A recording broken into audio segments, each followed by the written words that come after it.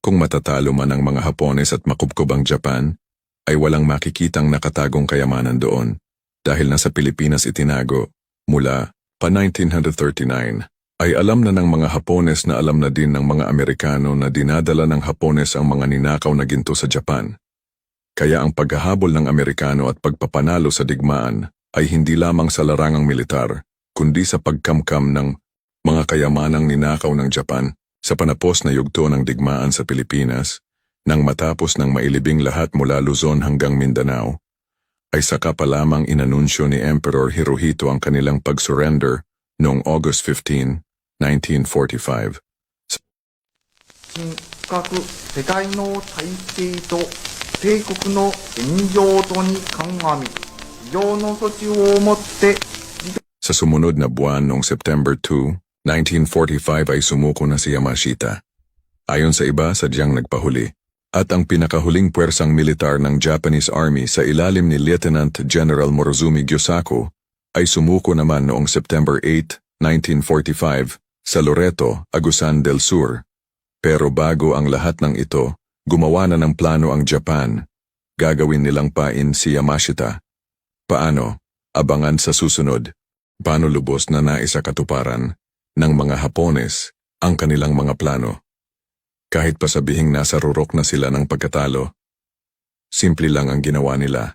Ang kanilang magiting na taktisyan na si Tomoyuki Yamashita ay kanilang ipinadala dito sa Pilipinas hindi lang sa larangang militar kundi gawing pinaka-ultimo nilang sakripisyo. Paano?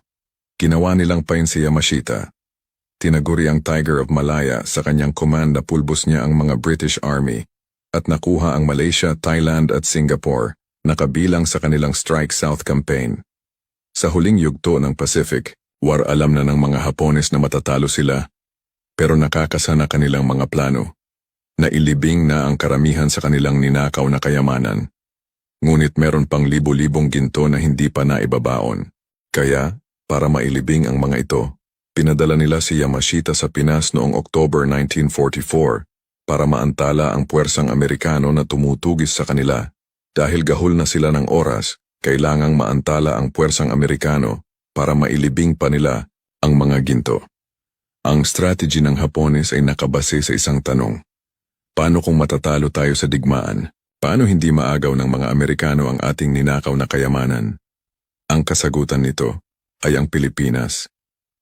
Sa mahigit na 3 taon mula 1941, ay sinubukang i-decipher ng Amerika ang Purple Heart Code ng Japan. Napag-alaman ng Amerika na libo-libong ginto ang hinahakot ng Japan ngunit hindi nila alam saan ito dinadala. Ang pag-anunsyo ni Hirohito ng kanilang pag-surrender ay hudyat na natapos na ang kanilang paglilibing. Sumuko si Yamashita o sadyang nagpahuli ito. Hindi aksidente ang lahat. Kabilang ito sa kanilang plano. Nagawing pain si Yamashita at ang kanyang driver, si Major Kojima Kashi. Ayon sa kasaysayan, tinurture daw si Kojima, pero hindi ito totoo. Sadyang nakipagsabuatan si Kojima sa Amerika at sinabi ang 12 na mga lokasyon ng mga deposito na umabot ng 280 metric tons. Dito na paniwala nila ang Amerikano. At maliit lang na bahagi yan. Isa ito sa mga baraha na ibinigay ng Japan sa Amerika. Dito na nagsimulang makipag-ugnayan si General Douglas MacArthur, si President Harry Truman at Emperor Hirohito. Kaya karamihan, sa mga sangkot kabilang na ang Emperor ay napawalang sala, kapalit ang ginto at kasunduan.